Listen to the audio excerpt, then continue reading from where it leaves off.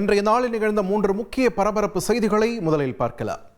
அந்த வகையில் திண்டுக்கல் மாவட்டம் வேடச்சந்தூரில் சால்வை அணிவிப்பது போல் வந்து திமுக ஒன்றிய செயலாளரை கத்தியால் குத்திய சம்பவம் அதிர்ச்சியை ஏற்படுத்தியுள்ளது. தொடர்ந்து சென்னை அருகே திருமுடிவாக்கம் பகுதியில் கண்டெய்னரில் 2.5 டன் குட்கா கடத்தப்பட்ட சம்பவம் பரபரப்பை ஏற்படுத்தியுள்ளது. உத்தரப்பிரதேச மாநிலத்தில் 33 குழந்தைகளை பாலியல் வன்கொடுமை செய்த வழக்கில் தம்பதிக்கு மரண தண்டனை விதிக்கப்பட்டுள்ளது. வேடச்சந்தூரில் திமுக ஒன்றிய செயலாளர் கத்தியால் குத்தப்பட்டுள்ளார். திண்டுக்கல் மாவட்டம் வேடச்சந்தூரில் சால்வை அணிவிப்பது போல் வந்து திமுக ஒன்றிய செயலாளரை கத்தியால் குத்திய சம்பவம் அதிர்ச்சியை ஏற்படுத்தியுள்ளது. வேடச்சந்தூர் தெற்கு ஒன்றிய செயலாளராக பொறுப்பு வகிப்பவர் சுவாமிநாதன். சட்டப்பேரவை தேர்தல் வேடச்சந்தூர் தொகுதி உத்தேச வேட்பாளர் பட்டியலில் இவரது பெயரும் இருப்பதாக கூறப்படுகிறது. இந்நிலையில் தமுத்துப்பட்டியில் உள்ள தனது தோட்டத்து வீட்டில் இருந்த சாமிநாதனை மத்தனம்பட்டியைச் சேர்ந்த மணி என்பவர் சந்திக்க வந்துள்ளார். சால்வையை அணிவிப்பது போல் அருகில் வந்த மணி சாமிநாதனை கத்தியால் குத்தியதாக கூறப்படுகிறது. தடுக்க வந்த சாமிநாதனின் ஆதரவாளர் நாச்சிமுத்து என்பவரையும் அவர் கத்தியால் குத்தினார். காயமடைந்த சாமிநாதனுக்கு வேடச்சந்தூர் அரசு மருத்துவமனையில் முதலுதவி அளிக்கப்பட்ட நிலையில் திண்டுக்கல்லில் உள்ள தனியார் மருத்துவமனையில் அனுமதிக்கப்பட்டுள்ளார். கத்தியால் குத்திய மணியை போலீசில் ஒப்படைத்துள்ளனர். சென்னை அருகே 2500 கிலோ குட்கா பொருட்கள் போலீசாரிடம் சிக்கியுள்ளது. குன்றத்தூர் அருகே விற்பனைக்கு பிரித்து அனுப்பி கொண்டிருந்த 2.5 டன் குட்காவை போலீசார் பறிமுதல் செய்தனர். காஞ்சிபுரம் மாவட்டம் திருமுடிவாக்கம் சிப்காட் பகுதியில் கண்டெய்னரில் இருந்து வேனுக்கு மாற்றப்பட்ட 2.5 டன் குட்காவை போலீசார் பறிமுதல் செய்து ஐயப்பன் தாங்கலைச் சேர்ந்த செந்தில் மற்றும் குமாரை கைது செய்துள்ளனர். பிற மாநிலங்களில் இருந்து குட்கா வாங்கி வந்து விற்பனை செய்தது விசாரணையில் தெரிய வந்துள்ளது. அவர்களிடம் இருந்து கார் மற்றும் 8 லட்சம் ரூபாய் பணம் உள்ளிட்டவை பறிமுதல் செய்யப்பட்டுள்ளன. உத்தரப்பிரதேச மாநிலத்தில் 33 குழந்தைகளை பாலியல் வன்கொடுமை செய்த வழக்கில் தம்பதிக்கு மரண தண்டனை விதிக்கப்பட்டுள்ளது. ராம்பவன் மற்றும் மனைவி துர்காவதி தம்பதிக்கு எதிரான குற்றச்சாட்டுகள் குழந்தைகளின் ஆபாச படங்கள் மருத்துவ பரிசோதனைகளின் அடிப்படையில் நிரூபிக்கப்பட்டதாக கூறப்படுகிறது. இதில் சில குழந்தைகள் 3 வயதிற்குட்பட்டவர்கள் என்பதும் தெரியவந்தது. நீதிமன்றம் உயிர் பிழைத்த ஒவ்வொருவருக்கும் ரூபாய் 10 லட்சம் இழப்பீடு வழங்க அரசுக்கு உத்தரவிட்டது. பாதிக்கப்பட்ட குழந்தைகளுக்கு குழந்தைகள் மருத்துவ பரிசோதனை மற்றும் ஆலோசனை வழங்கப்பட்டுள்ளது. அறுவை சிகிச்சையில் பெண்ணின் வயிற்றில் கத்தரிக்கோல் வைத்து தைக்கப்பட்ட சம்பவம் கேரளாவில் உள்ள அரசு மருத்துவமனையில் அரங்கேறியுள்ளது. கேரளாவில் உள்ள அரசு மருத்துவமனையில் 5 ஆண்டுகளுக்கு முன்பு நடைபெற்ற அறுவை சிகிச்சையின் போது பெண்ணின் வயிற்றுக்குள் 12 சென்டிமீட்டர் நீளமுள்ள கத்தரிக்கோல் வைத்து தைக்கப்பட்ட சம்பவம் அதிர்ச்சியை ஏற்படுத்தியுள்ளது.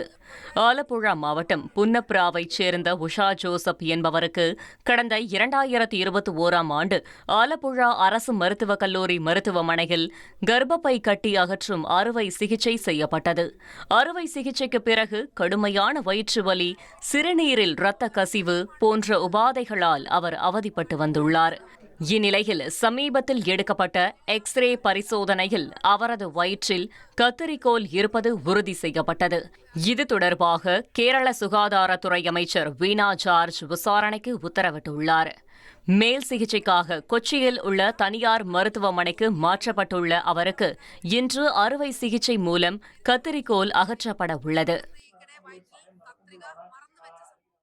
3 மாத கர்ப்பிணி பெண்ணை மரமறுக்கும் ரம்பத்தால துடிதுடிக்க அறுத்து கொலை செஞ்சிருக்காரு இங்க ஒரு கொடூர முன்னாள் கணவன். விவாகரத்து கொடுத்த கையோடு மறுமணம் செஞ்சு சந்தோஷமா வாழ்ந்த ஆத்திரத்துல மாஜி மனைவிக்கு மர்டர் பிளான் போட்ட ஐடி ஊழியரின் கதை இது. கர்ப்பிணி பெண்ணை முன்னாள் கணவனே கத்தியால் குத்தி ரம்பத்தால் கழுத்தறுத்து கொடூரமாக கொலை செய்த சம்பவம் ஹைதராபாத்தையே அதிர வைத்திருக்கிறது.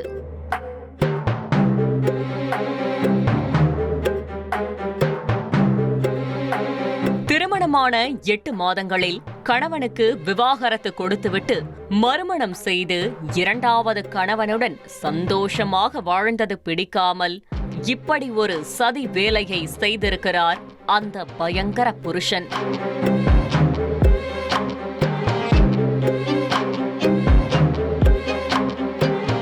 கொல்லப்பட்டவர் சுனிதா.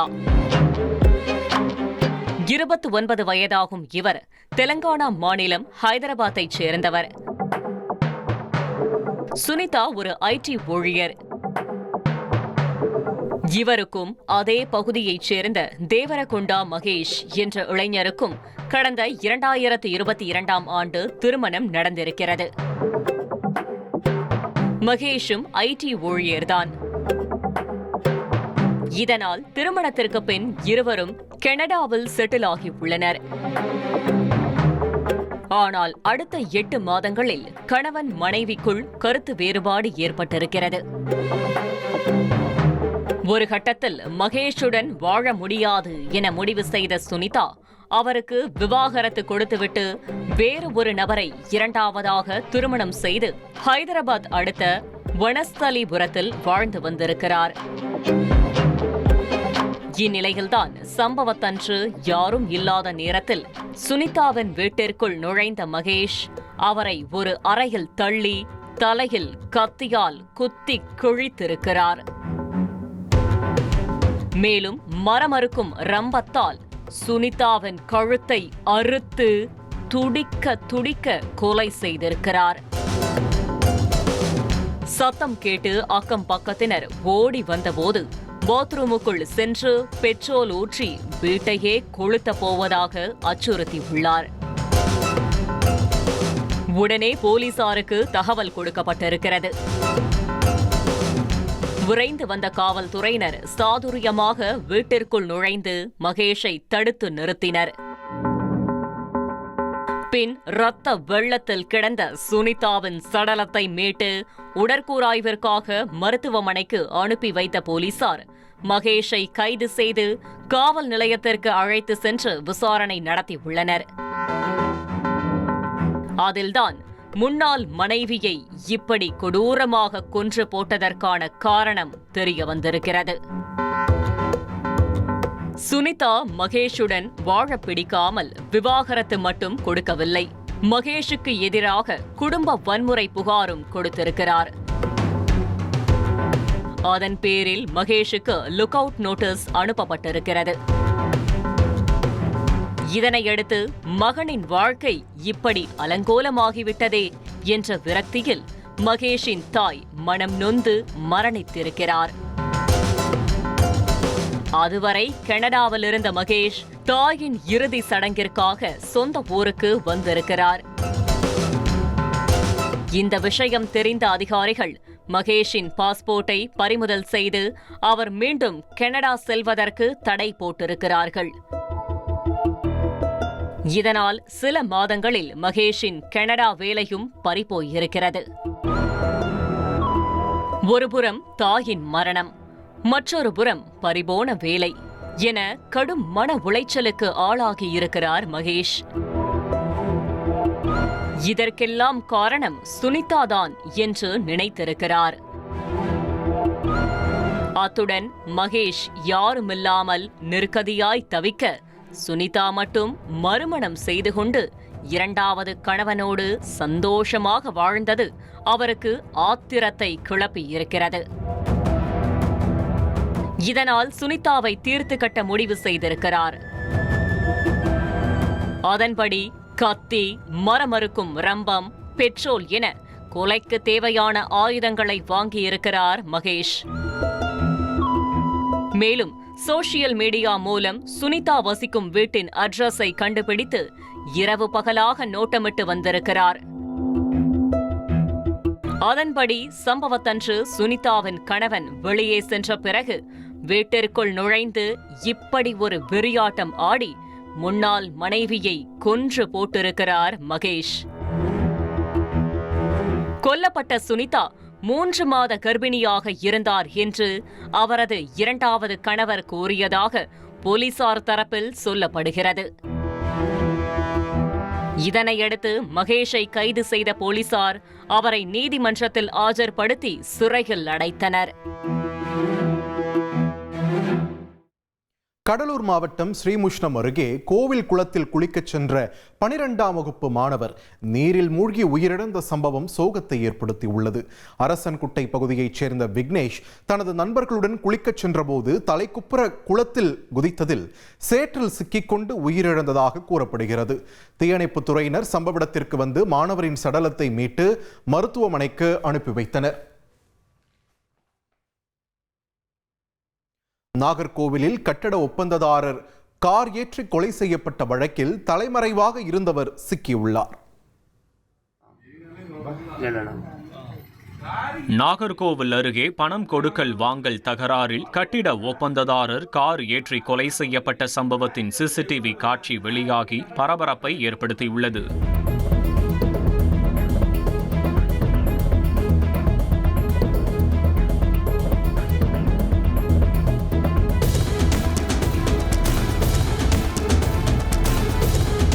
கன்னியாகுமரி மாவட்டம் பணிக்கன் குடியிருப்பு பகுதியைச் சேர்ந்தவர் ஜெயக்குமார். இவரது சகோதரர் விஜயகுமார் கட்டுமான ஒப்பந்ததாரராக இருந்து வந்துள்ளார். இந்நிலையில் ஜெயக்குமாருக்கு அப்பகுதியைச் சேர்ந்த டிவி மெக்கானிக் விக்டர் ராஜதாஸ் என்பவர் 1 லட்சம் ரூபாய் பணம் கொடுக்க வேண்டியிருந்துள்ளது. இந்த பணத்தை கேட்டு கடந்த 12ஆம் தேதி இரவு விக்டர் ராஜதாஸின் கடைக்கு சென்ற ஜெயக்குமார் அவரது சகோதரர் விஜயகுமார் மற்றும் விக்டர் ராஜதாஸுக்கு இடையே தகராறு ஏற்பட்டுள்ளது. இதில் ஆத்திரமடைந்த விக்டர் ராஜதாஸ் தனது காரை கொண்டு மோதியதில் விஜயகுமார் பரிதாபமாக உயிரிழந்தார். இந்த சம்பவம் குறித்து போலீசார் வழக்கு பதிவு செய்து தலைமறைவாக இருந்த விக்டர் ராஜதாஸை கைது செய்து நீதிமன்றத்தில் ஆஜர்படுத்தி சிறையில் அடைத்தனர். பழைய பொருட்கள் வாங்க வந்தவர்கள் சைக்கிளை திருடிச் சென்ற சம்பவம் அதிர்ச்சியை ஏற்படுத்தியுள்ளது. கோவை பெரியநாயக்கன் பாளையம் பகுதியில் பழைய பொருள் வாங்குவதாக சரக்கு வாகனத்தில் வந்த இருவர் வீட்டின் முன் நின்ற சைக்கிளை திருடி சென்றனர். பழைய பொருட்களை வாங்குவதற்கு வந்த அவர்கள் ஆள் நடமாட்டம் இல்லாத பகுதியில் ஒலிபெருக்கியை அணைத்துவிட்டு வீட்டின் முன் நிறுத்தப்பட்ட சைக்கிளை வாகனத்தில் ஏற்றிக்கொண்டு சென்றனர். டிவி உள்ளிட்ட அனைத்து பொருட்களையும் நாங்கள் நல்ல விலைக்கு வாங்கிக் கொள்கிறோம். வாங்கம்மா வாங்க.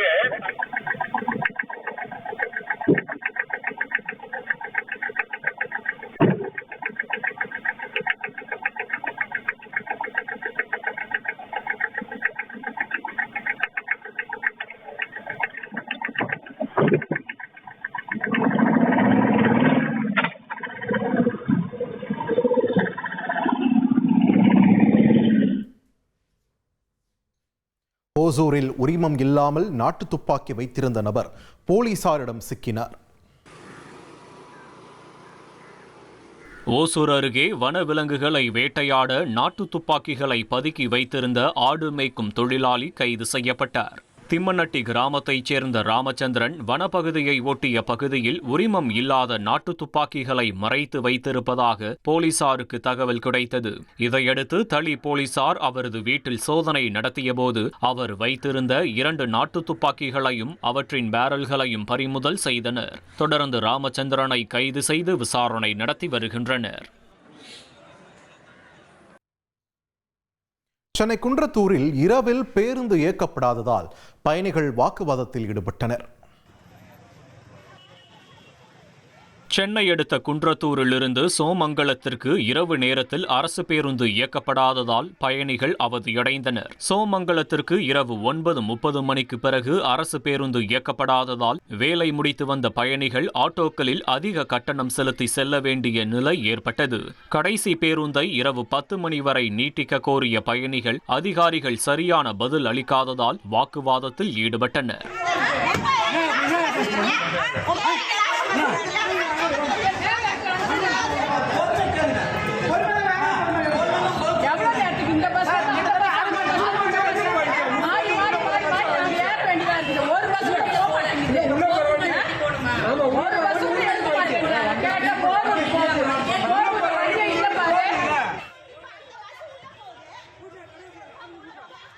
பின்னர் கூடுதல் பேருந்து ஏற்பாடு செய்யப்பட்டதால் நிலைமை சீரானது. வேலூர் மாவட்டம் பெரியபுதூர் பகுதியில் PVC பிளாஸ்டிக்கை மறுசுழற்சி செய்யும் ஆலையில் பயங்கர தீ விபத்து ஏற்பட்டது. தீயணைப்பு வீரர்கள் சுமார் 1 மணி நேரம் போராடி தீயை கட்டுக்குள் கொண்டு வந்தனர்.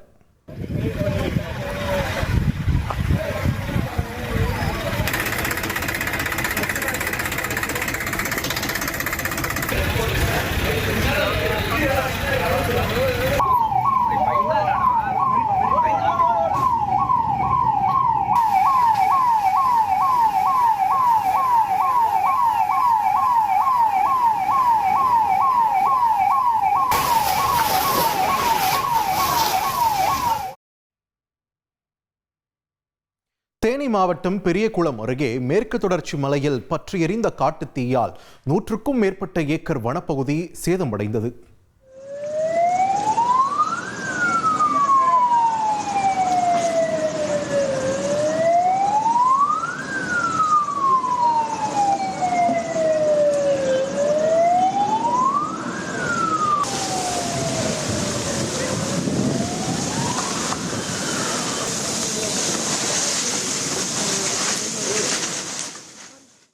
கேரள மாநிலம் கண்ணூர் அருகே நடைபெற்ற ராப்பர் வேடனின் இசை நிகழ்ச்சியில் ரசிகர் ஒருவர் 35 அடி உயர மின்விளக்கு கோபுரத்தில் ஏறியதால் பரபரப்பு ஏற்பட்டது.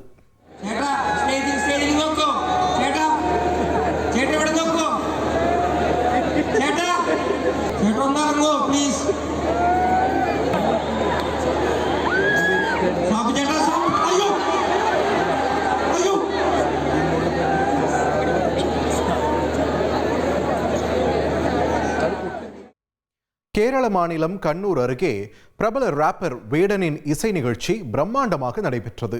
இதில் பெருந்திரளான இளைஞர்கள் கூட்டம் கலந்து கொண்டது. அப்போது ரசிகர் ஒருவர் 35 அடி உயர மின்விளக்கு கோபுரத்தில் ஏறியதால் பரபரப்பு நிலவியது. இதனால் நிகழ்ச்சி சிறிது நேரம் நிறுத்தப்பட்ட நிலையில் மேடையில் இருந்து வேடன் கேட்டுக்கொண்டதை தொடர்ந்து போலீசார் அந்த ரசிகரை பாதுகாப்பாக கீழே இறக்கினர். பின்னர் நிகழ்ச்சி மீண்டும் தொடங்கி நடைபெற்றது. ஆல்ப்ஸ் மலைப்பகுதியில் பனிச்சரிவில் சிக்கி 3 பேர் பரிதாபமாக உயிரிழந்தனர்.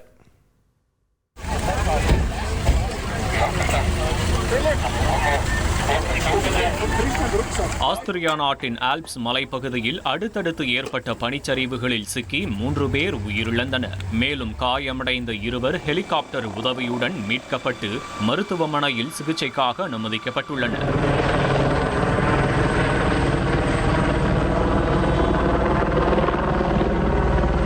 பனிச்சரிவு காரணமாக சுற்றுலா பயணிகள் அப்பகுதிக்கு செல்ல வேண்டாம் என அதிகாரிகள் அறிவுறுத்தியுள்ளனர்.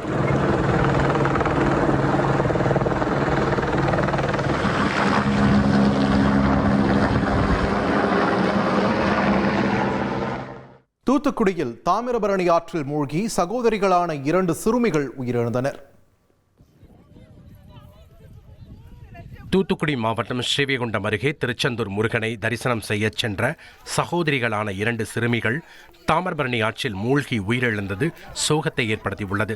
தேனி மாவட்டத்தைச் சேர்ந்த சங்கரகுமார் திருச்செந்தூர் முருகன் கோயிலுக்கு குடும்பத்துடன் சென்றுள்ளார்.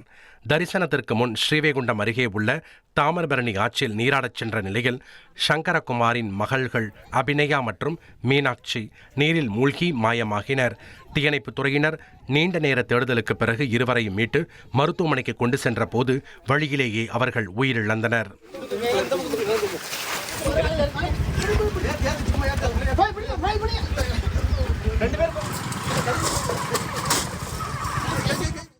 நெல்லை மாவட்டம் சுத்தமல்லி அருகே மது போதையில் கல்லூரி வாகனத்தை இயக்கிய ஓட்டுநர் பள்ளி மாணவர்களை ஏற்றிச் சென்ற ஆட்டோ மீது மோதி விபத்திற்குள்ளான சம்பவம் அதிர்ச்சியை ஏற்படுத்தியுள்ளது.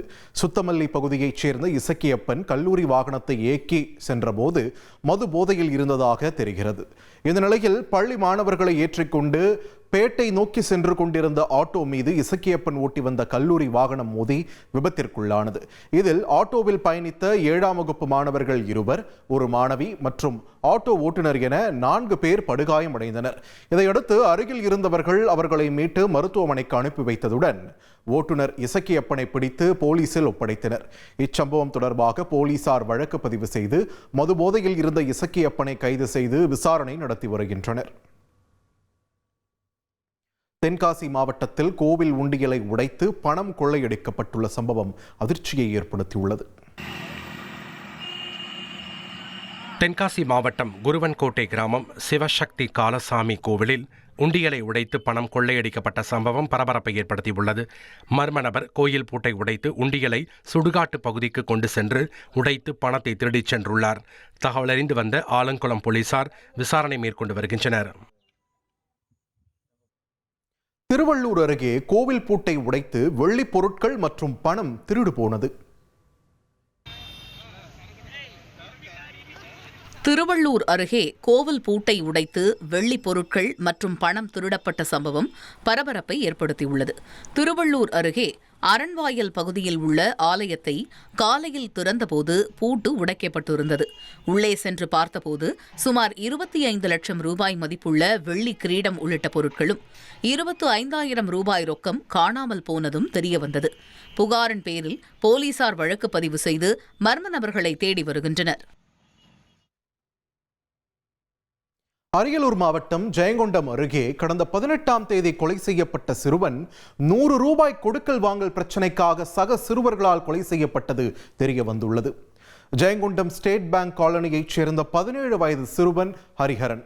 இவர் கடந்த 18ஆம் தேதி கொலை செய்யப்பட்டு உயகுண்டான் ஏரி அருகே சடலமாக கிடந்தார். இந்த வழக்கை விசாரித்த போலீசார் 17 வயது சிறுவர்கள் 4 பேரை பிடித்து விசாரித்தனர். உயிரிழந்த ஹரிஹரனுக்கும் மற்றொரு 17 வயது சிறுவனுக்கும் இடையே 100 ரூபாய் கொடுக்கல் வாங்கல் பிரச்சனை இருந்ததும் இதன் காரணமாக ஏற்பட்ட முன் விரோதத்தில் 17 வயது சிறுவர்கள் 4 பேர் சேர்ந்து ஹரிஹரனை கட்டையால் அடித்து கொலை செய்ததும் தெரிய வந்தது. இதனையடுத்து 17 வயது சிறுவர்கள் 4 பேரையும் கைது செய்து போலீசார் அவர்களை கூர்நோக்கு இல்லத்தில் அடைத்தனர்.